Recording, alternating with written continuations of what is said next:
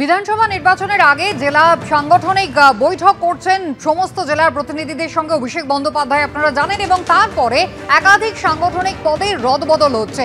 এর আগে হাওড়া আর এবার মুর্শিদাবাদে দেখা গেল শাসকের গোষ্ঠীকন্দল। ব্লক সভাপতিদের নাম ঘোষণার পরে বিদ্রোহের আঁচ রেজিনগরে।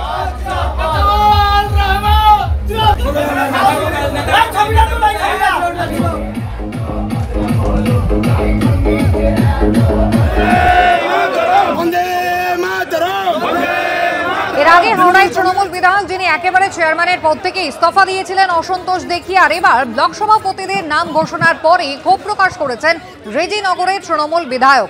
তার বিধানসভা এলাকায় 3 জন ব্লক সভাপতির নাম তিনি পাঠিয়েছিলেন, কিন্তু তা সত্ত্বেও সেই নাম রাখা হয়নি তালিকায়, এমনটাই অভিযোগ করেছেন বিধায়ক রবিউল আলম চৌধুরী।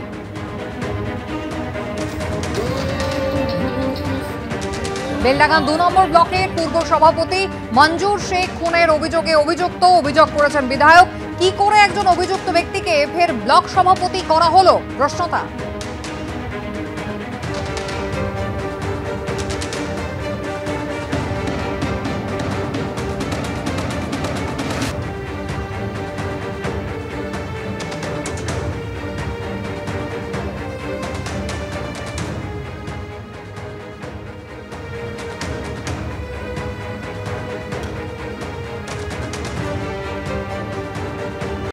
হঠাৎ দেখতে পাচ্ছি এমন একজনের সভাপতি করলেন, তিনি গত 2019-এর লোকসভা ভোটে, 2021-এর ভোট, 2024-এর ভোট, সব বুথে ভোটে তার এলাকায় লস, এবং সেখানে অভিষেক ব্যানার্জি একটা বুঝে যারা লস হবে সেই বুথে কিন্তু কোনো করা হবে।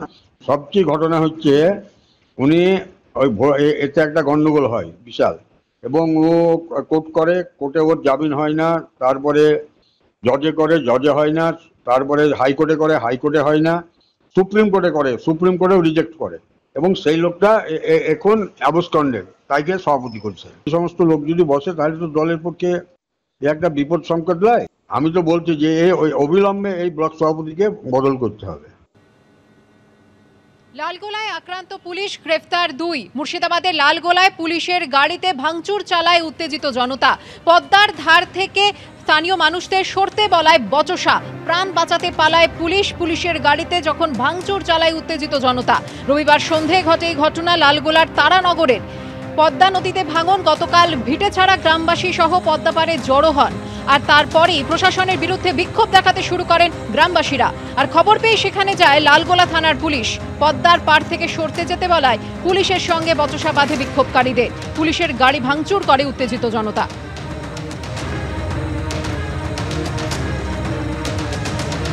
মহালয়ার দিনে খাস কলকাতার চারু মার্কেটে চলল গুলি। দেশপ্রিয় শাসমল রোডে জিমের মালিককে লক্ষ্য করে পরপর গুলি দুষ্কৃতীদের।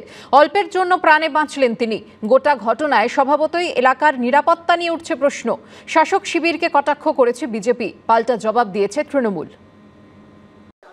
মহালয়ায় পাঁজি ধরে পিতৃপক্ষের অবসান হলো, কিন্তু কলকাতায় দুষ্কৃতী দৌরাত্মের অবসান হচ্ছে না। চারু মার্কেটের মতো জনবহুল এলাকায় রবিবার ভর দুপুরে চলল গুলি। অল্পের জন্য রক্ষা পেলেন অনেকে। ঘটনাকে ঘিরে চরম আতঙ্ক ছড়িয়ে পড়ল এলাকায়। চারু মার্কেট থানা এলাকা দেশপ্রাণ শাসমল রোডে জিমের মধ্যে চলল গুলি। একেবারে রাস্তার ওপরে আমরা দাঁড়িয়ে রয়েছি, এই যে জায়গা, রাস্তার ধারে জিমটি রয়েছে, এই জিমের মধ্যে এদিন দুপুরবেলা গুলি চালানোর মতো ঘটনা ঘটে।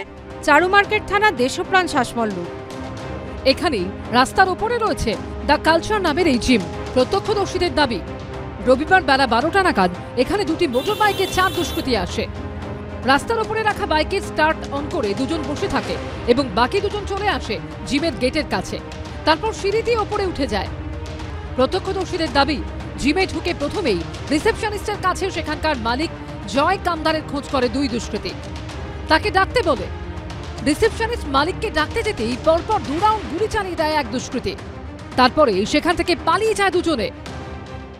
ওদের রেনকোট পরা ছিল, উপর হেলমেট ধরা ছিল, इसलिए জিজ্ঞেস করলো একজনে, ওনাকে ডাকতে গেছে, তখন এই গ্রাউন্ডে দুটো শ্যুট করেছিল, দুজন পুরো উপর থেকে নিচে ঢাকা ছিল, রেনকোট জন্য পার্পল রঙে রেনকোট ঢাকা ছিল, পরা ছিল। জয় দাকে বললো ডাকতে, তখন গেছে ডাকতে, তখন শ্যুট করে চলে গেছে। আমাকে ফোন করে বলে এরকমভাবে জিমে দুটো গুলি চলেছে, দাদা এসে দেখলাম 2 রাউন্ড গুলি চলেছে, কিছু মার্কিংস পাওয়া গেছে, কিছু এমটি বুলেটস পাওয়া গেছে।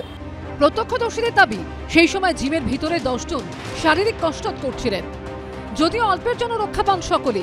স্থানীয় বাসিন্দাদের দাবি এই জিমে আসেন আইপিএস অফিসার থেকে শুরু করে অভিনেতা অভিনেত্রীরা, কিন্তু জিমের ভিতরে বা বাইরে এমনকি রাস্তাতেও কোনো সিসি ক্যামেরা নেই। অনেক লোক আসে, বড় বড় অফিসাররাও আসে, সবাই আইপিএস অফিসাররাও আসে। রাস্তায় কোন জায়গায় কোন সিসি ক্যামেরা রয়েছে, কোন পথ দিয়ে তারা পালিয়েছে, সেটা কিন্তু পুলিশ বিভিন্ন জায়গায় রাস্তায় পুলিশ রয়েছে, পুলিশ বিভিন্ন জায়গায় গিয়ে সিসি ক্যামেরা ফুটেজ খতিয়ে দেখার চেষ্টা করছে। যে মোটর বাইকে করে এসেছিল তারা, সেই মোটর বাইক কোন দিকে গেল। চারু মার্কেট থানা পুলিশ রাস্তার বিভিন্ন জায়গায় যাচ্ছে। কিন্তু প্রশ্ন হচ্ছে, এই দুষ্কৃতীরা কারা, কোথা থেকে এসেছিল, কি উদ্দেশ্য নিয়ে এসেছিল, আগে থেকে কি রেকি করে এসেছিল? দিনে দুপুরে খাস কলকাতা ঢুকে গুলি চালানোর সাহস কোথা থেকে পেল? আগ্নেয়াস্ত্রই বা পেল কোথা থেকে? আমরা বুলেট ক্যাটরিজও পেয়েছি। জাস্ট ওরা বললেন যে নাম শুনলেন, নাম জিজ্ঞাসা করার পরেই এই হঠাৎ করে তারা ফায়ারিং করে এখান থেকে বেরিয়েছে।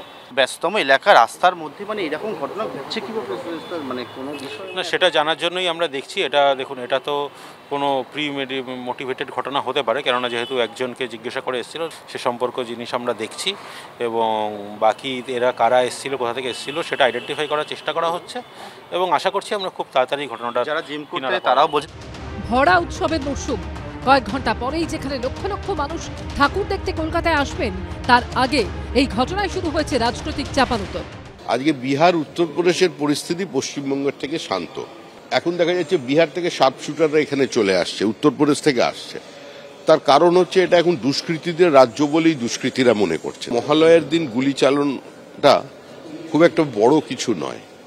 মহাষ্টমীর দিনও চলতে পারে, সন্ধি পুজোর দিনও চলতে পারে, কারণ এই মুহূর্তে পশ্চিমবঙ্গ বারুদের স্তূপের ওপর। গুলি চলার খবর ছড়িয়ে পড়ার পর বিকেলে ঘটনাস্থলে আসেন প্রদেশ কংগ্রেস সভাপতি সহ কংগ্রেসের রাজ্য নেতৃত্ব। এতগুলো ঘটনা ঘটল, তারপরেও পুলিশ প্রশাসন যদি সজাগ না হন, এই রকম জনবহুল জায়গায় একটা সময় এসে গুলি করে দিয়ে গেল, এখন 1 ঘন্টার মধ্যে কেন গ্রেপ্তার হলো না? বলতো আমরা স্থানীয় কোনো বিচ্ছিন্ন ঘটনা পুলিশ দেখছে। দেখুন, যখন কংগ্রেসের জমানা ছিল 72 থেকে 77, কজনকে মেরেছিল সেটা কংগ্রেস, কজনের মৃত্যু হয়েছিল সেটা কংগ্রেস ভালো করে দেখে নিক, তারপরে সব গুলি টুলি নিয়ে কথা বলবে। দুষ্কৃতীদের খোঁজে তল্লাশি শুরু করেছে পুলিশ। পার্থপ্রতিম ঘোষ ও শিবাশিস মল্লিকের রিপোর্ট, এবিপি আনন্দ, কলকাতা।